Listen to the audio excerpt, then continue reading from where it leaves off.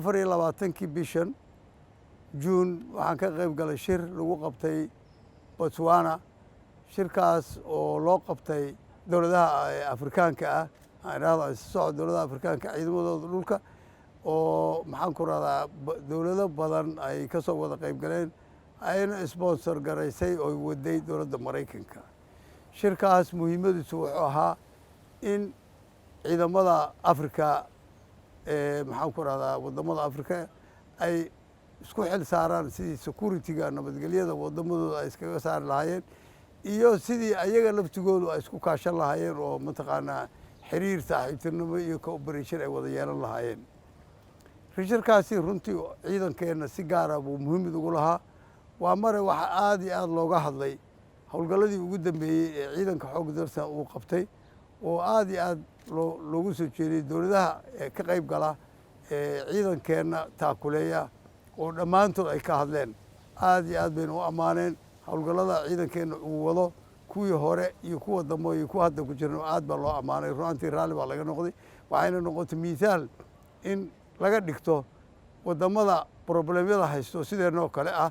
oo dhibta nooca aan ku jirno oo kale ku jiro sidii Soomaaliya ay rabto inay uga baxdo inaan miisaal u noqonnay bay markhaati ka noqotay. aad iyo aad baana nolo kugu ammaanay. waxaa la yidhi saasoo kale la rabaa kuwa kalena waxaa lagu booriyey inay ku daydaan.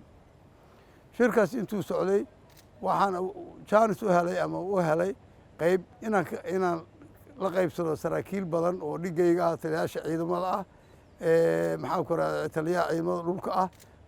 inaan la qaybsado fikradeeda isdhaafsano fikradooda aan wada xaajoonno aan wada la hadalno aan isdhaafsano khibrad iyo waayo aragnimo sidii mataqaanaa qolo walba fikradda ay hayso mataqaanaa isku dhaafsan lahayd la isku weydaarsan lahayd.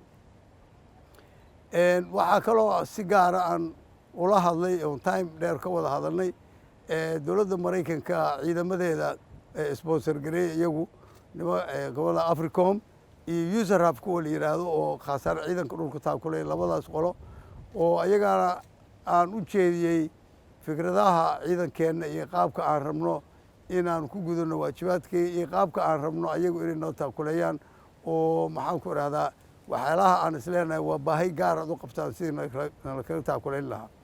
waxaan aad iyo aad amaan ugu soo jeedinayaa khaas ahaan dowladda Maraykanka runtii sida quruxda badan ama ammaanta mudan oo ay ficiladii iyo wixii aan samaynay ay ugu turjumeen ayna ugu sheegeen adduun weynaha dowladda Soomaaliya siday waajibkeeda uga soo baxayso iyo gaar ahaan ciidankeedu ugu soo mataqaan u gudanaya waajibaadkiisii oo miisaalna la kaga dhigay. aad baan mahad ugu celinayaa Maraykanka. waxaan aaminsanahay mahaddaas la iskama kaayasiinay waa la muuqanay waa u qalanay ciidanka iyagana ammaan buu ka keenay howlgalladii abaabulkii iyo isku xirkii iyo tirakoobkii iyo howlihii badnaa ee dowladdu qabatay ee ciidanka lagu sameeyey oo badankooda miisaal noqday sida loogu baahan yahay in laiskugu xiro oo ciidanku waajibaadka soo gudto.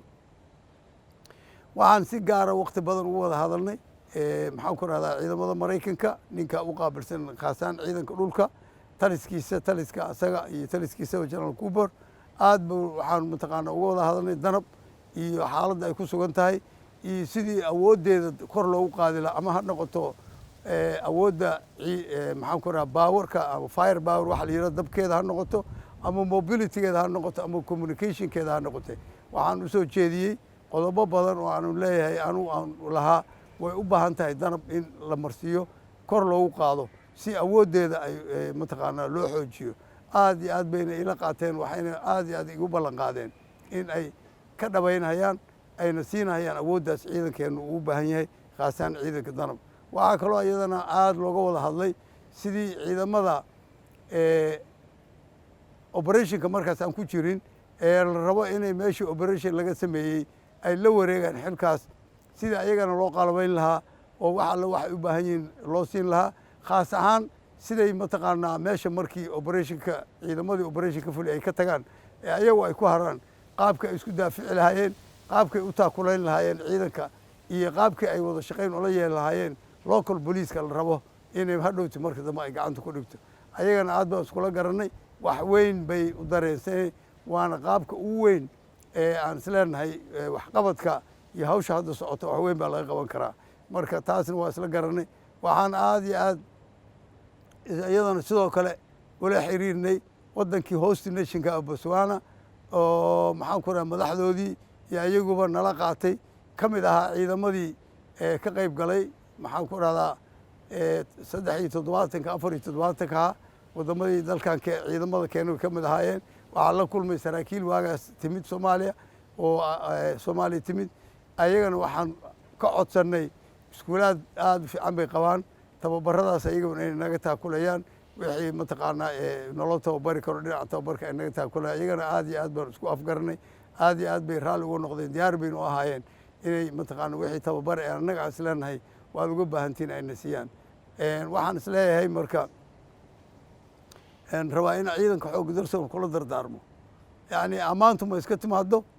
in lagu ammaano oo hadda mataqaanaa tira waa la ammaanay waa fariisanayaana wax ma tarto waxaa loo baahan yahay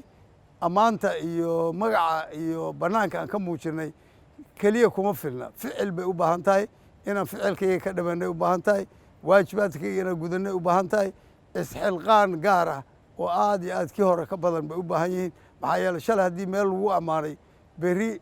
inaad meesha hoos ugu dhacdo adigana ceeb bay kuu tahay dalkana ceeb bay u noqonaysaa waxaan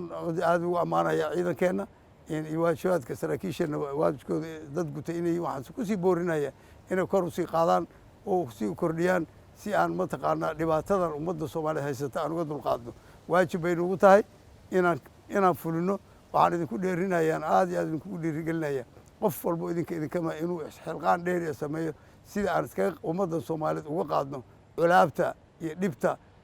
hortaagan oo diidsan horumar iyo nabad in ummaddaani gaarto